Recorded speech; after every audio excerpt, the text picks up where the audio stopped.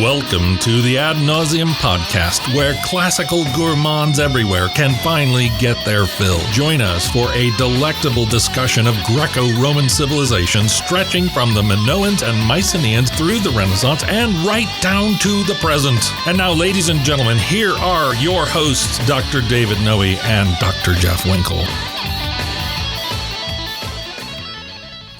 Welcome, listeners, to episode 18 of the Ad Nauseam podcast. My name is Jeff Winkle. I'm here in the vomitorium with my co-host, Dave Noe. How you doing today, Dave? I'm doing really well, Jeff. Thank you. Are you excited about this new year that we're in? I am. It seems like just a year ago we started this podcast, and here we are up to the 18th episode. It's incredible. I'm really eager for today's because it's one of those unique topics that doesn't get mentioned a lot. It's quite specific. It's down and a little bit fine-grained. It's a good way to start off the year, I would say. I think so. And I mean, I don't want to make any assumptions or insult our audience, but I'm guessing this is probably... I'm willing to do that. I know you're willing to go there. Ahead. Right.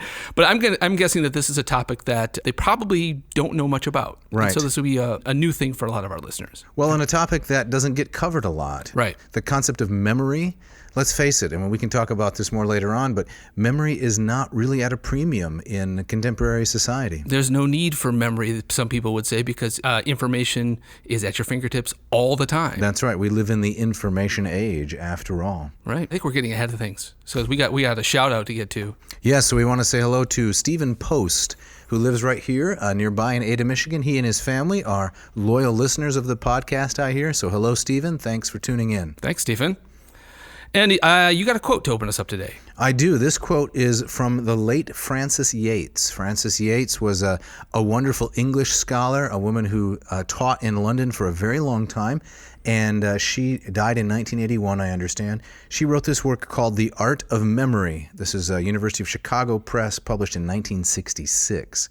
And this is what she says. William Perkins was absolutely right in seeing the Bruno-Dicson artificial memory in a context of Catholic versus Protestant attitude to images. For whilst Bruno, the heretical magus of memory, could, and did, develop out of pious medieval use of the images of the art of memory, the Protestant inner and outer iconoclasm arrested the possibility of any such development. Well, in terms of like nicknames, you could do a lot worse than the magus of memory. Yes, you could. That is awesome. Well, this is a wonderful book. Frances Yates wrote this, The Art of Memory. There's a companion volume on Giordano Bruno in particular, and we'll talk about that later. But this quote pulls out some really interesting aspects that we are going to cover in this episode. So the overall theme is art of memory. How does one remember things? How ought to? And then it's specifically in the context of the 16th century, this conflict between two men, William Perkins and Alexander Dicson, both Cambridge men, and how they came to this question of what's the proper way to remember something.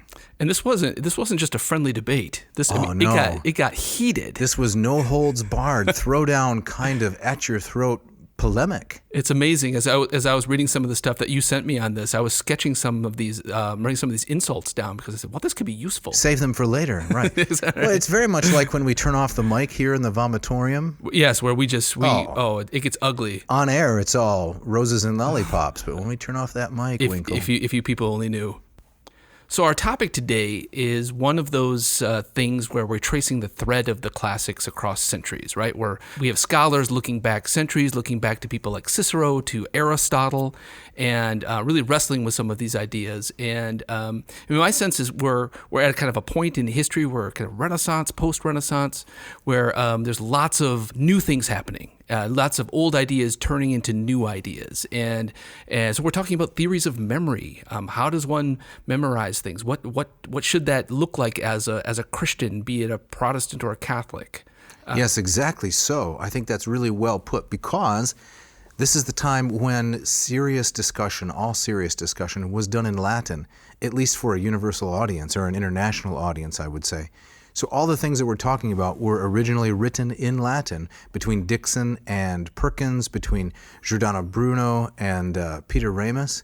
So the end of the Renaissance, we're in the 1580s right now. The Reformation has come to England, but not with complete success. It's pre-Enlightenment, definitely a high point, a kind of an apogee of engagement with classics. That's exactly right. fascinating time in history. We're also kind of on the cusp of lots of kind of technological revolution. We're getting down towards Galileo in the next century. That's right. Early 70s. So I mean, there's huge changes going on, particularly in northern England. And if I'm remembering my history correctly, this is a time where the Mediterranean and the southern part of Europe is starting to kind of flag and flutter a little bit, but things are booming up in the north. I think that's exactly right. The Renaissance begins, of course, in Italy as emigres move west out of Constantinople after the 1453 fall of that city. They bring with them a lot of Greek knowledge to Italy. It then starts to move north with men like Erasmus and others. And so by the time of the 1580s, when this controversy over memory arises, the weight has definitely shifted quite a bit further north. So as we approach this topic of memory controversy in the 1580s, we step back and look a little bit at the history of the art of memory. And Jeff, where does that take us? That takes us to Francis Yates, this book, the 3 Latin sources for the classical art of memory. And let me just read a little bit from, I believe this is from chapter 1. She writes, "The first basic fact which the student of the history of the classical art of memory must remember is that the art belonged to rhetoric as a technique by which the orator could improve his memory, which would enable him to deliver long speeches from memory with unfailing accuracy. And it was as a part of the art of rhetoric that the art of memory traveled down throughout the European tradition, in which it was never forgotten, or not forgotten until comparatively modern times, that those infallible guides in all human activities, the ancients, had laid down rules and precepts for improving the memory." So that's really fascinating, because the notion is, if you're going to give a speech, if you're going to be, say, a professor, you're going to be a teacher of any kind, maybe even a preacher, you have to be able to remember really accurately the things you have prepared for delivery. Right. And are you going to do it in a kind of haphazard or brute fashion? Or is there going to be a system to guide you? I find this really fascinating too. And we've talked, I think, on earlier podcasts, back when we were covering Homer, about kind of this notion of kind of a culture of memory. And when you're in a pre-literate culture or a pre-alphabetic culture, right, the premium on memory. Students will ask me when they've read a play by Euripides, and we talk about other things, and it seems like everybody can quote these lines from Euripides, and that if they saw this play once, how did that happen, right? How did this filter through a culture like that? And I wonder if even during the Roman era, as maybe literacy is increasing, that the premium on cultivating memory becomes more important because it's less of kind of a natural part of their culture. I mean, I'm just thinking out loud here. I'm curious to hear what you think about that. Yeah, so it definitely stands out, right? So a pre-literate culture like that, one in which the Homeric epics were written, or a culture in which there's only partial literacy, the time of Cicero and the other famous Roman orators, there's definitely a high premium on memory. And this carries through into the 16th century. This is why these controversies are animating such men as Perkins and Dicson. And the rest is because it's one thing to compose something brilliant, and the invention of the printing press allows your composition to go out, but there still is, in its unadulterated and intact form, but there's still something very immediate about hearing a person deliver a speech. And that effect is only achieved if you can remember everything you intended to say. Very, very true. Do you want to share with us this fascinating story that Yates gives in this same chapter? Yes, yeah. So here in the chapter of The Art of Memory, she talks about the poet Simonides. So I'm going to quote this. "At a banquet given by a nobleman of Thessaly named Scopas, the poet Simonides of Chios chanted a lyric poem in honor of his host, but including a passage in praise of Castor and Pollux. Scopas meanly told the poet that he would only pay him half the sum agreed upon for the panegyric, and that he must obtain the balance from the twin gods to whom he had devoted half the poem." Wow. That's cold, isn't it? That is cold. That's cold school, I would say. A little later, a message was brought in to Simonides that 2 young men were waiting outside who wished to see him. Simonides rose from the banquet and went out, but could find no one. During his absence, the roof of the banqueting hall fell in, crushing Scopas and all the guests to death beneath the ruins. The corpses were so mangled that the relatives who came to take them away for burial were unable to identify them. But Simonides remembered the places at which they had been sitting at the table, and was therefore able to indicate to the relatives which were their dead. The invisible callers, Castor and Pollux, had handsomely paid for their share in the panegyric by drawing Simonides away from the banquet just before the crash. This experience suggested to the poet the principles of the art of memory, of which he is said to have been the inventor. What a great story. I had not come across this one before we were putting the topic together. So not only does Simonides benefit, his memory helps him remember all the poetry, but he can remember where every person was sitting who got crushed by the roof. Right. And I can see Skopas getting it, right? But why did everybody else have to die? We've talked about the justness or the unjustness of the gods. Yes, here, right? It's collateral damage. I guess the gods decided there was no way to make the roof fall, without including everyone else in Scopas' demise. Yeah, and Castor and Pollux show up. It's almost a little biblical. These two angels outside To rescue him. who pay handsomely. I wish it was more specific about the cash. For the Right. But Simonides was Thinking richly about a rewarded. sponsorship, maybe? Yeah. Castor and Pollux, exactly. Yeah, the twins. So we go from here, Jeff, down into the Roman era, right? So we start out with Simonides. We get the Greek perspective a little bit on the origins of the art of memory. What happens next? Well, let's go back to the Yeats text once again. She's very reliable. She's isn't very she? reliable. And a little quintillion, if you will. I will. And so Yeats continues. The first step was to imprint on the memory a series of loci, or places. The commonest, though not the only type of mnemonic place system used was the architectural type. The clearest description of the process is that given by Quintilian. In order to form a series of places in memory, he says, a building is to be remembered, a spacious and varied a one as possible. The forecourt, the living room, bedrooms, and parlors, not omitting statues and other ornaments with which the rooms are decorated. The images by which the speech is to be remembered, as an example of these, Quintilian says, one may use an anchor or a weapon, are then placed in imagination on the places which have been memorized in the building. So he's constructing a kind of a memory palace, which is a term with which some of our readers may be familiar. And the concept is that it's easier to remember several things than it is to remember one thing. This is shocking and counterintuitive. It is. If you want to remember someone's phone number, don't try to remember the phone number. Try to remember some anchor image, so to speak, and Quintilian recommends a building. So you have built in your mind a building, a house, something like that. Each one has a distinct room. In each room is some distinct object. And then you attach that phone number to that object.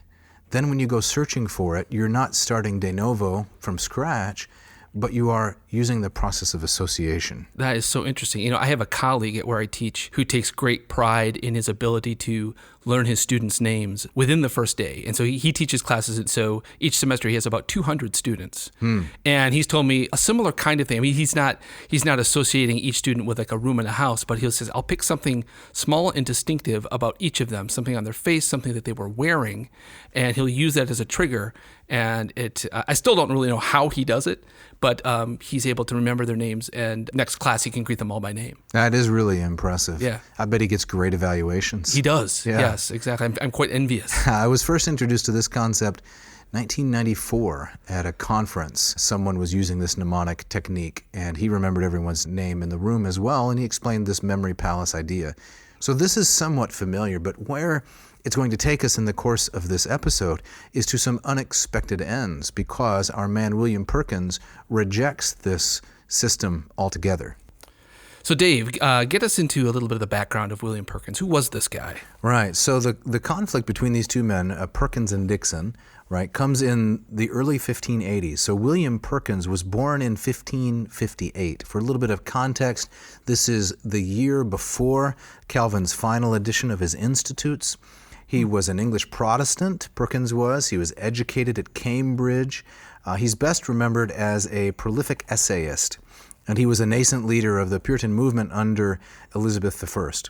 So 1581 or so, this is the typical date for his conversion to Reformed views, and 3 years later, he was elected as the Fellow of Christ's College at Cambridge. He was later appointed as a lecturer at St. Andrew's Church in Cambridge in 1586, and he had an untimely death of gallstone infection in 1602. This is not so different than the way that Calvin died from a kidney stone infection. Oh, you did? I didn't know that. 1564. Is there anything else about Perkins that's relevant here to our discussion? Well, I think for sure. Perkins lectured on philosophy and theology at Cambridge, and he pastored many students, including such luminaries as Thomas Goodwin and William of Ames. Where was he from again? William of Ames? Yeah. I think he was from Ames, I think he was from Ames. From Ames, Guillermus Amesius. The former, that is, Thomas Goodwin, was an intimate friend and advisor to Oliver Cromwell and a member of the Westminster Assembly. And Ames, after finishing at Cambridge, he went on and held a position at the University of Franeker in the Netherlands. Perkins, through his teaching and his essay writing, emerged as the English Calvin, they called him, the principal architect of the Puritan movement. So the English Calvin, that's not your term? That's a generally accepted and understood moniker for Perkins. He was the most successful author of his era in England and was really popular in New England as well. So Perkins knew his scholasticism quite well, the scholastic method. He was interested, as most scholars were, in all manners of intellectual and pedagogical debates, and this is how he got involved in the debate about memory. So his ideas on memory aren't the thing he's most remembered for. No, you say they're not the most. They're not the most. Definitely not. Okay.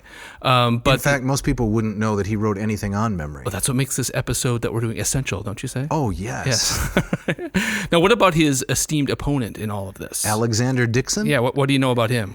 Well, much less is known about Dicson than Perkins, but he too was born in 1558, and he died sometime before 1604, so we have a terminus antiquem. Really interesting that Dicson served as a political agent for a man named Charles Neville, not to be confused with Aaron Neville. He was the 6th Earl of Westmoreland.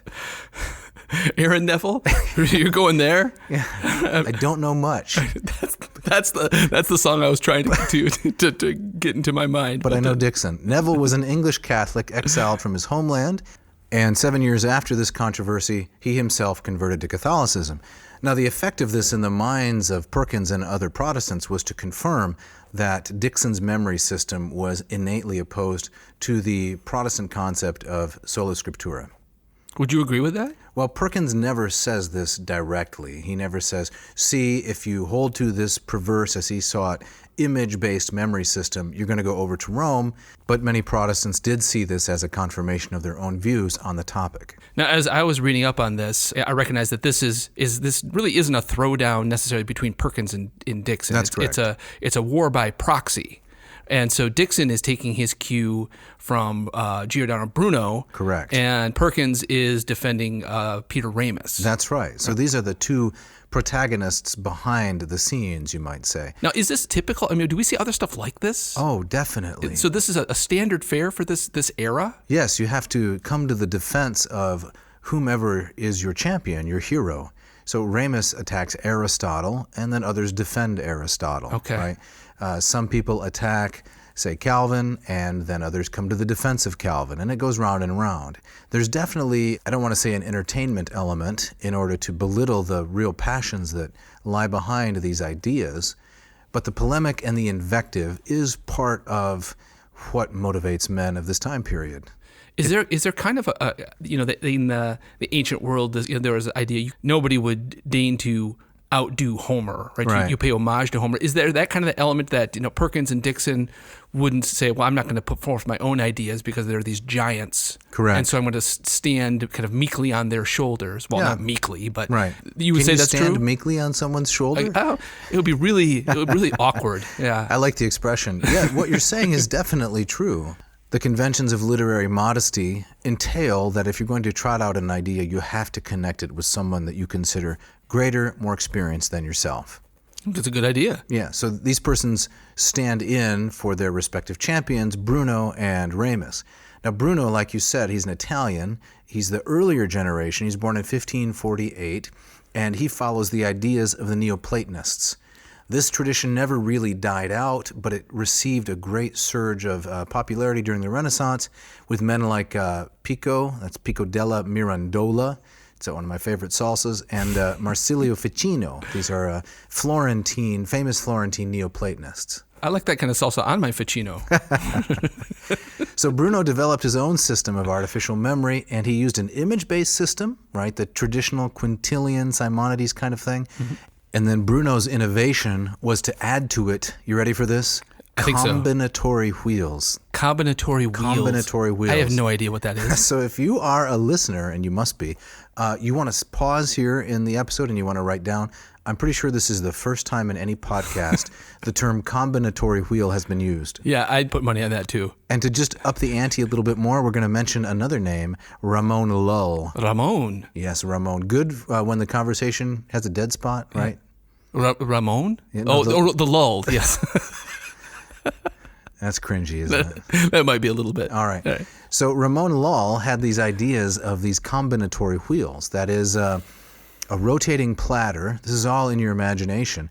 And by manipulating these rotating platters, like the elements in a combination lock, you could manipulate your memory palace and spin the right part around when you needed it so you could access the object that you wanted. So this is another way of doing your memory palace. So instead of a house, you have these giant platters. Yes, take a giant house, your special architectural design, place it on a merry-go-round, or the kind of turntable you might have in the middle of your dining room table. Do people still use those? Like a Lazy Susan? Yeah, I don't know if the term Lazy Susan is really where we want to go with this. Oh, that might not be correct. I don't know. So let's go with Lazy Steve. Why should Susan be the lazy one? Exactly. So, picture this. You have in your mind this Lazy Steve on which is perched your architectural memory palace. Round and round it goes, and whenever you need to access something you have forgotten, like the thread of this podcast, the combinatory wheel stops and the object desired steps out on cue. This is fascinating. I don't see how this is an improvement over the house metaphor, though. Well, this is because it allows you to layer your memory palaces. You can stack Steves on Steves, and round they whirl. So you got a stack of Steves, and you can all turn them in different directions and to call up what you need? Correct. Okay. That's basically the image. All right, I'll buy that. Yeah. Are we going to be able to get through this? I don't know. This is tough. This is tough. So that's Giordano Bruno, right? Drawing on Ramon Lull. So Bruno combines basic Neoplatonism with some Ramon Lull. He throws in a little Kabbalah, things of that nature. Alexander Dicson inherits it all, and then he writes two really scintillating works on memory in quick succession, and these come out in 1583 and 1584. The first one is called De Umbra Rationis, a sketch of method, or the shadow of reason. Now, translating umbra as shadow doesn't really work. He's talking about a kind of a system or a silhouette of method. That's maybe a better way to take umbra. And this is a direct borrowing from Bruno's other work, De Umbris Idearum, images or shadows of ideas. Now, Dave, you mentioned there was a second work as well? Yes, so this was 1584. A year later, a Defensio pro Alexandro Dicsono, that is a defense for Alexander Dicson. This was published anonymously, and it was because in between these two, Perkins had attacked him. I see. We're going to get around to Peter Ramus. Yes, the man behind Perkins. Man behind Perkins. But before we get there, we have to pause for a word from our sponsors. That's right.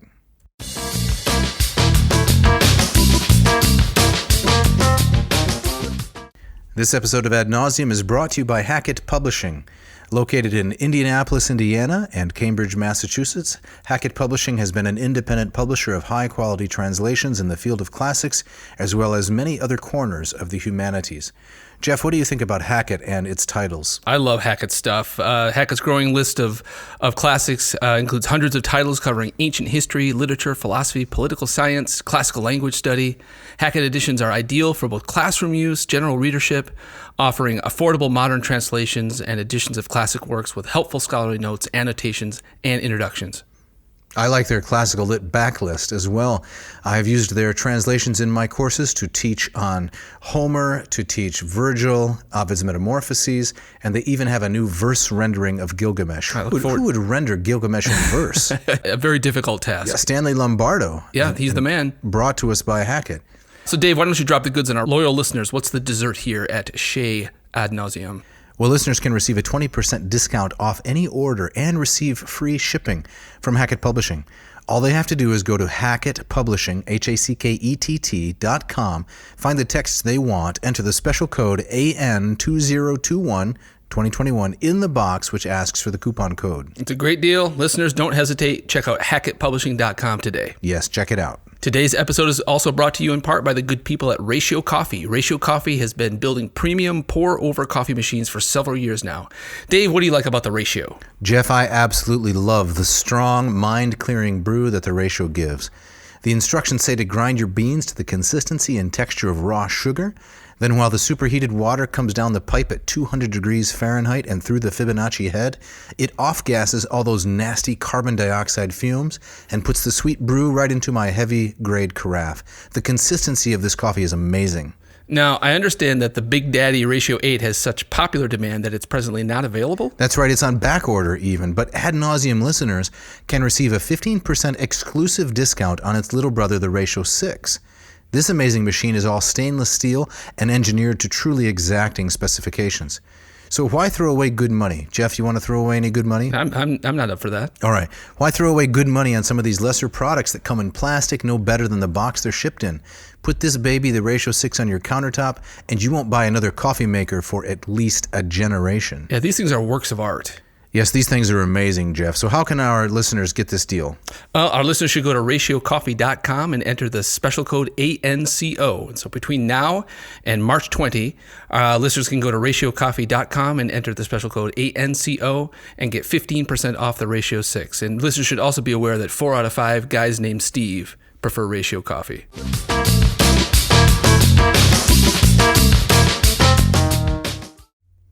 All right, Dave, so let's hear a bit about Peter Ramus, the guy who Perkins championed. Right. So Peter Ramus, Frenchman, Pierre de la Ramée, something along those lines, born in 1515, died in 1572.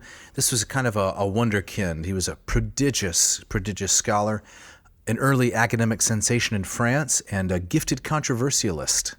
A gifted controversialist? Yes. In what way? He loved controversy and he was good at it. Okay. And after every controversy, he gave a gift. His early lectures attacked Aristotle's system of logic, and as Pozzo writes, the young Ramus maintained that the transmitted doctrines of Aristotle are either fictitious or false. Now, I got to ask here. So, in my sense, we're talking at a time period that I don't know a ton about. Again, it reminds me of like Galileo, right? Not long after this, whose cosmological system was in some ways a takedown of Aristotle's model. Definitely. So, is this all part of this kind of wave? Is Aristotle kind of falling out of favor? Well, in some ways, yes, and in some ways, no.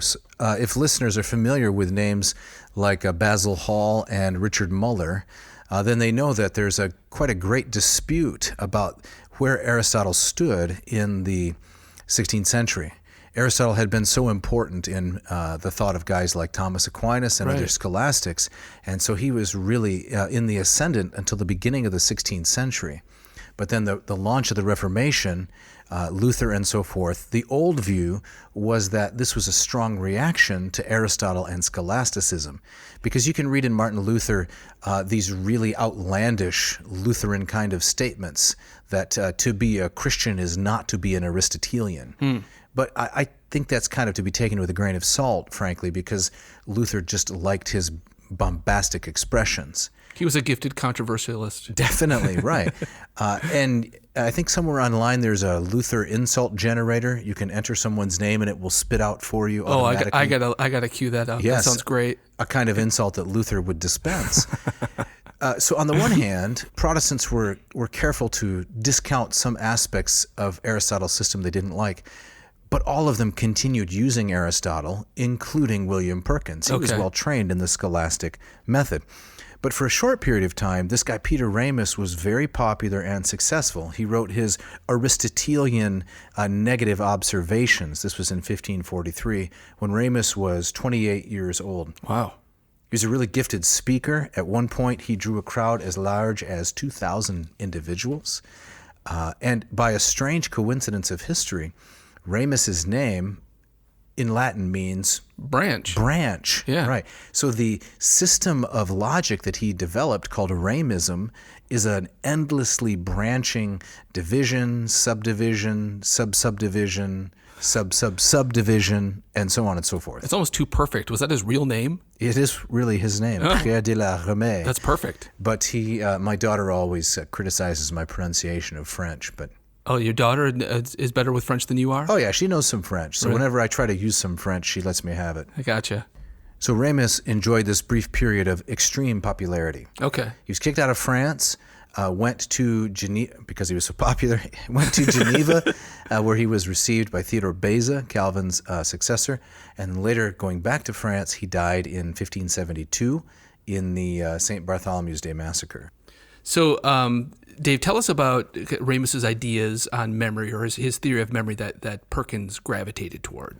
Well, Ramus officially rejected the image-based system and all the combinatory wheels and all that sort of thing. None of it? No. Okay. He thought it was unnatural. He thought it also tended to a kind of moral extreme because part of the image system was premised on the idea that the more ridiculous the image you put in your mind, the easier it is to remember. Okay. So say like a pig attached to a horse, a pig horse. The front's a pig, the back's a horse. Or when people say, try not to think of a pink elephant, right? You've heard that. Yes. Immediately, what do? You think of a pink elephant. You think of a pink elephant. It's kind of unavoidable.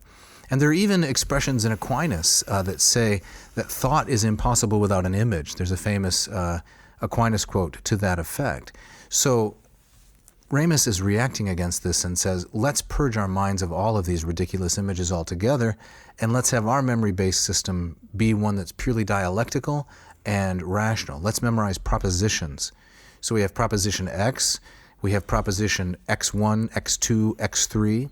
From X3, we have propositions Y1, Y2, Y3, and so you have an endlessly branching system of propositions to remember. I see. Now, that might work better. It strikes me as a lot less interesting than the platters. Well, I don't think it works better, honestly. There does seem to me to be something unnatural about it. So the real question is, why did Perkins gravitate toward it? Yeah. Do we have an answer for that? Well, the answer, according to Francis Yates, whom I think is very reliable, lies in this issue, that Perkins, as an iconoclast, this is part of the Protestant movement, we're going to purge the churches of all images. Sometimes iconoclasm took violent forms. Sometimes it was more mild. You know, the priceless pieces of art were moved out of the churches. They were preserved and they were displayed in non-religious contexts. But the underlying spirit of iconoclasm is a part of the Protestant faith. So if we're going to get rid of these physical things that we look at, let's not clog our minds up. This is the reasoning.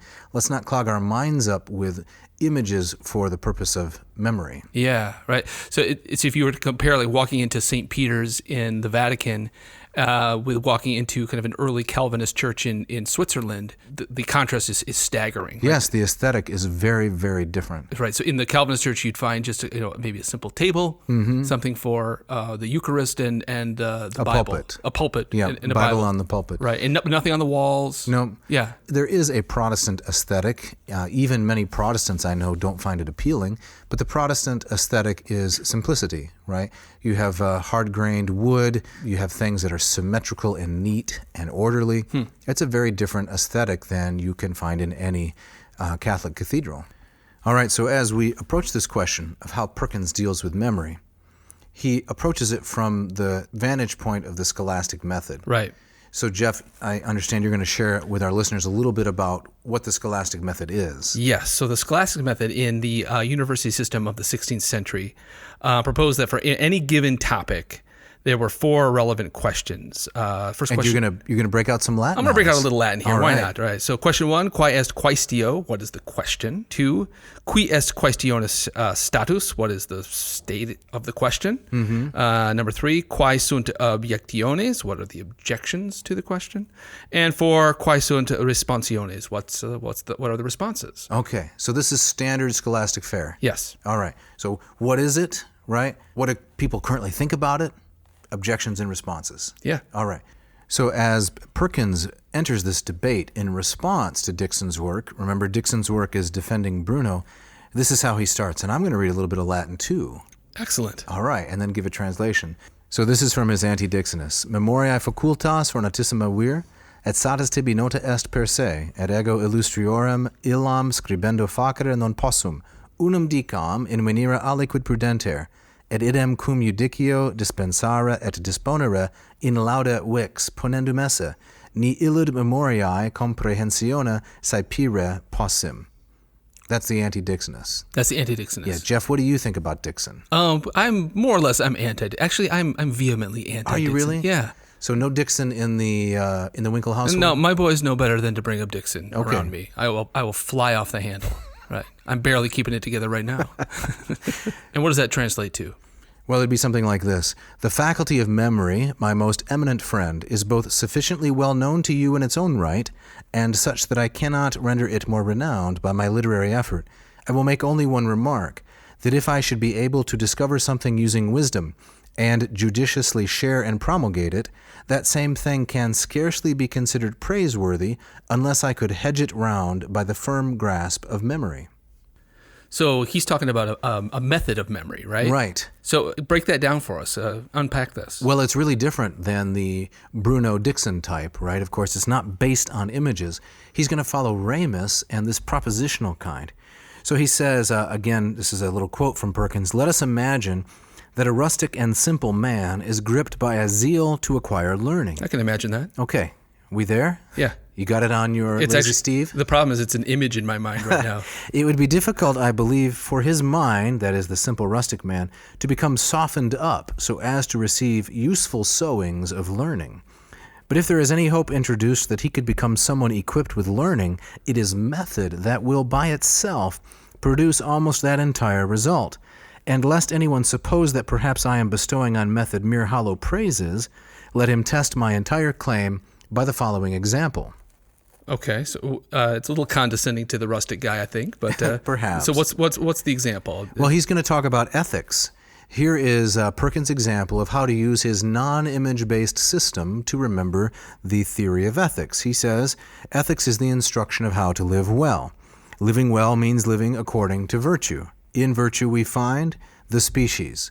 Virtues are either of the will, such as either those virtues that relate to the one who possesses them, i.e. gentleness in controlling anger, moderation in restraining pleasures. And under that subheading, we have the sub-subheadings. Moderation in restraining pleasures includes chastity, sobriety in food and drink. But we're not done yet. The second branching system are those virtues that are directed toward other persons. These include the two subheadings, the disposition of money as generosity. If generosity becomes too extensive, it is deemed ostentation.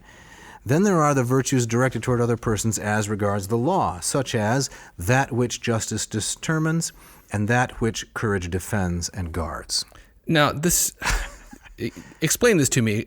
How, in some ways, is this any different than if I were to put these all in little rooms in a house? There's no images attained to these. And that's the only thing. Well, not only are there no images attached to any of these, but there has been a great deal of careful reflection given to how to divide and subdivide these topics down to the smallest level of granularity possible. Okay. I guess I can admire and respect that. I think I'm turning more pro-Dicson as we go on, though. I need my platter. Well, I'm not really in favor of this as a system of memory. It seems to me that the praiseworthy elements of this system are the careful critique and review. It's worthwhile to break everything down, but I don't really see how it's going to help you remember anything. Yeah, exactly. Now, do you know, is he adding anything to Ramus here, or is he just? I think it's an imitation of Ramus. It's an imitation. Ramus. Okay. It's an application to some more theological ideas. He will show this in some of his later writings, specifically how this system can work to make someone a better preacher, but it doesn't seem like it's going to help the memory specifically. No, I don't see that either. So we've looked at the two different memory systems, the image-based one of Bruno Dicson, the propositional one of Ramus and Perkins. What kind of vitriol and polemic did Perkins bring down on Dicson? It's such good stuff. I love how heated it gets. It's so ad hominem, right? And so it's great reading. Let me read a little bit from Perkins' polemic here. It was once said, Dicson, that the image of Minerva was both seen and approved at the same time.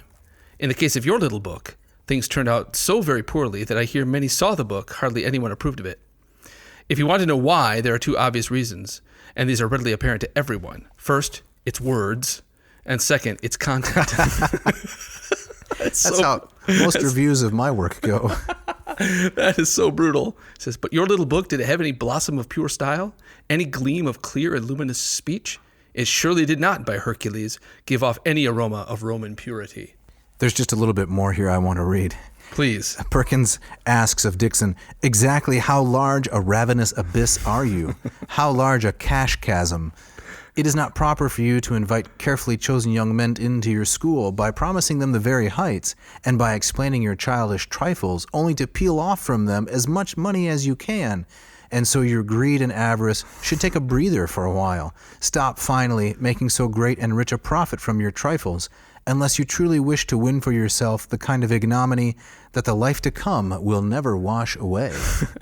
I can't help but to recognize that this says nothing about his theory of memory. No. It's reminiscent of a topic we covered not too long ago, which is Cicero against Mark Antony. Exactly. It sounds very much like his Of course. Philippics. Yes. Yeah, well, these men learned to read Latin on the first Calenarians and on the Philippics and so forth. So no coincidence. No, definitely not. No, that's great. Did he call him a cash chasm? Cash chasm. That is great. That is great. Yeah. So then just to sum up Perkins here, before we get on to some of the funny specifics of how you, listener, can have a better memory, Perkins says, indeed, along with Peter Ramus, I maintain that the perfect art of memory either has not yet been discovered, or if any such thing can exist by nature, logical disposition itself is it. That's the key. That's it. Okay. Logical disposition. All So right. you know how to divide, subdivide, chop, subchop, everything down into its finest granular particles. Okay. And remember it that way, proposition after proposition. Is that going to work for you, Winkle? It's not going to work for me because I want to know things that I can do, maybe some things I could eat that might help me. So I can maybe do an end run around the logical disposition part. Okay, Yeah. well, Perkins has some good advice for us there. Yes, he does. So these are some of the things that Perkins says you stay away from. So if you don't want to destroy your memory, don't do these things. These are the things to avoid. Things to avoid, the right. no-no list. Yes. So he says avoid diverse anxieties, a little bit general. Okay. The indiscriminate reading of books. No helluari libris. No, and it makes me worried for you because I know you have like a pile of books that you're always going through. I do. I like to read a lot of different books. But it's discriminate, isn't it? Nah, I think it's probably indiscriminate. Okay. You just, Perkins says watch it. Okay, all right. Excessive modesty. I'm not given to that. So don't be too modest. Not too modest. Sluggishness. Okay. Excessive sleep. No problem. Sleeping while lying down. Well, see, that's one of my favorites. How else are you supposed to do it? I sometimes sleep in a chair, honestly, and apparently in the time of Abraham Lincoln, people thought that if you slept lying down, it was bad for your health, so they would sleep sitting up in bed. Okay, so that's what Perkins is doing here? I don't know. Okay. What else? Inebriation. That seems like that's an obvious one. Obvious one. Excessive sex. Okay. Studying too late into the night. Guilty. Students. Onions. Stay away from onions. Onions. Walnuts. Wait a minute. I just Back read up. walnuts are a superfood. Back up now, Well, onions. please. Why do onions destroy the memory? I don't know. I don't see the connection at all. Well, they create a kind of a stench. Yeah. Right? They keep on your breath. They're a distraction. Make you cry. But they're kind of like combinatory wheels, aren't they? Oh, maybe that's what it is. A wheel within a wheel? A wheel within a wheel. Yes. Walnuts, Platters. you were saying. Walnuts, large meals, washing of the head, and putting Okay. the head under water. Right. So no bathing or showering or swimming for Billy here. Yep. And hair that is too long. That's a surprising one. I can see him wagging his finger, those long hairs, right? Well, but not for reasons that might seem more current, but because it destroys the memory. It destroys the memory, right? As the hair grows out, the thoughts go with it. Right. Well, it's the opposite of Samson. Well, I know Samson wasn't remembered for being all that bright, but You should have seen Samson on Trivia Night. No. What about some good things? What Yeah. can we do to preserve our memory? That may have been a little irreverent. And that's a no-no for me. Things that preserve the memory. You ready? Yep. Eating the brain of rooster. Eating the brain of pigeon and the brain of partridge. I mean, what I'm assuming here by eating the brains, you're absorbing the powers of memory of a pigeon. Superfoods. Superfoods? All right. Okay. Coriander seed boiled in vinegar and coated in sugar. Tasty. You have there basically a recipe. So Yeah. take coriander, boil it in vinegar, and then coat it in sugar. This helps preserve your memory. Okay. Quince apple preserves. It's kind of jam taken at supper or at lunch. Okay, I'm down with that. Not breakfast. That'll ruin your memory. No, don't do that. Yeah, The don't try. aromas of aloe, crowned betony, rosemary flowers, nigella, thorny rose, basil, spikenard, honeysuckle flowers, lavender, cicera, benedict's thistle taken with food. It reminds me of have you kind of heard about this this craze right now for essential oils? I have. Right. So if you have a scent in your house, careful, Winkle, we're going to alienate our audience. Well, I'm just describing. I'm not critiquing, but it's like the scent of peppermint is good for achy joints or something like that. Well, I have a confession here. As I'm at home working on the translating of Latin, I often have a couple candles going. Okay. Because I like the smell. Do you have a favorite scent? Whatever is cheapest at the grocery store. Crowned Bettany? No, wherever my candle supplier. And Yankee, if you're listening, here's a sponsorship opportunity. So what I have going right now is cinnamon rolls and lavender. Nice. And they don't mix that nicely. Oh, I know. Other things that preserve the memory, oil of castor. Which is Latin for beaver. Okay. Yeah. Euphorbia. Lily of the valley, distilled with strong wine and sipped in very small quantities. Yeah, take it easy. Each of these things will preserve your memory. Okay. The other things will destroy it. Okay. All right, we're up against the clock once again. We got to get out of here, Dave. So help us wrap this up. Right. So the tendrils of classics, Aristotle, Metrodorus of Skepsis, Simonides, these tendrils reach right down into the 16th century, right down to Cambridge. We have these men. William Perkins, famous preacher, the English Calvin. We have Alexander Dicson, a Scot.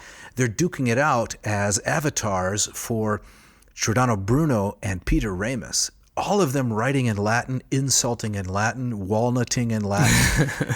And we've also given the listener, I think it's fair to say, right, Jeff? Yes. We've given them a surefire recipe for maintaining their own memories. Oh, yeah, more than they could possibly use. You're going to go with combinatory wheels and Lazy Steves. I'm going with Lazy Steves. I'm pro Dicson at this point. Okay. Yeah, but talk to me tomorrow maybe. I'm going to keep my head out of water, keep my hair not too long, and I'm going to enjoy the logical disposition that Perkins suggests. Excellent. We'll have to compare notes and see how we do.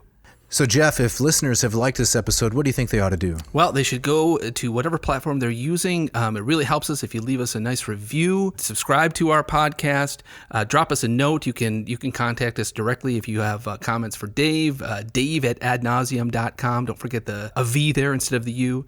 Or you can write to me at Jeff at adnauseum.com. Check out the website. Check out our Lurch with Merch section. We got some really great T-shirts and apparel for you to buy. What are we doing next week? Well, next week is going to be the first of a two-parter. We're going to look at the famous Battle of Thermopylae. Oh, I'm excited about this. Yeah, the Battle of Thermopylae was the fall of 480. We're going to do 2 parts on that. Specifically, we're going to look at a famous book by the historian Peter Green. How historical are the events of Thermopylae that we've been told about? Right. It's a question I often get from students. It's like, hey, how can we trust this? How do we know this is real? How much should we believe? And Jeff, you get the gustatory parting shot, don't you? I do. This week it comes from Miguel de Cervantes, the author of Don Quixote, who once said, all sorrows are less with bread. Thanks for listening. Thank you.